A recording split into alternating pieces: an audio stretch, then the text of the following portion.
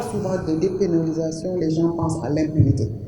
Et on l'a vu ici au Sénégal et dans beaucoup de pays. Lorsqu'on dit dépénaliser, tout le monde essaie d'amalgamer en disant non, les journalistes ne doivent pas avoir plus de droits que les autres. Je pense que c'est aussi ne pas comprendre.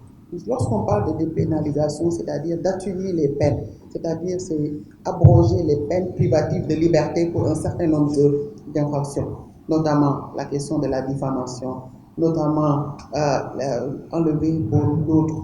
Mais aussi le plus important, c'est de dire qu'il y a certains délits fourre-tout, comme par exemple l'offense au chef d'État, qui est ambigu, qui est fourre-tout, qui peut porter qui peut être utilisé comme une arme pour sanctionner les journalistes. Tous ces délits doivent être supprimés des législations. Donc, lorsqu'on parle de diffamation, de pénalisation, c'est beaucoup plus complexe que ce que la plupart des gens pensent que c'est pour soustraire les journalistes de la loi. Je pense que c'est moins. C'est vraiment enlever les peines privatives de liberté et les substituer à des peines non exorbitantes, mais des peines pécuniaires qui pourraient réparer le préjudice causé aux individus. Parce que lorsqu'on diffame, par exemple, il s'agit d'un préjudice causé à un tiers. Et le fait de mettre quelqu'un en prison ne va pas réparer ce préjudice. Ne va pas réparer ce préjudice. Donc, et on a vu de plus en plus en Afrique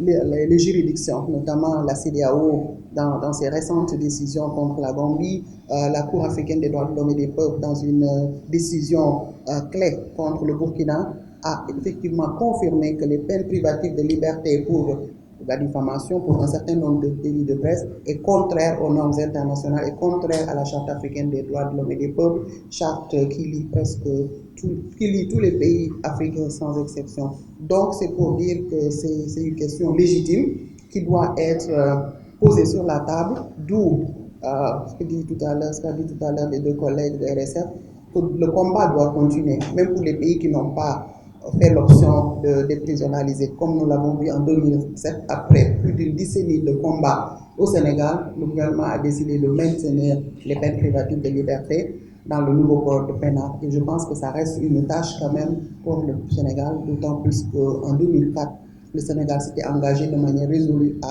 à dépénaliser. Et on l'a vu dans les différents rapports qui ont été soumis au niveau du Conseil des droits de l'homme, au niveau de la Commission, que le Sénégal avait déjà pris l'engagement d'enlever les peines privatives de liberté. Et en 2017, ça n'a pas été confirmé dans le code de la presse.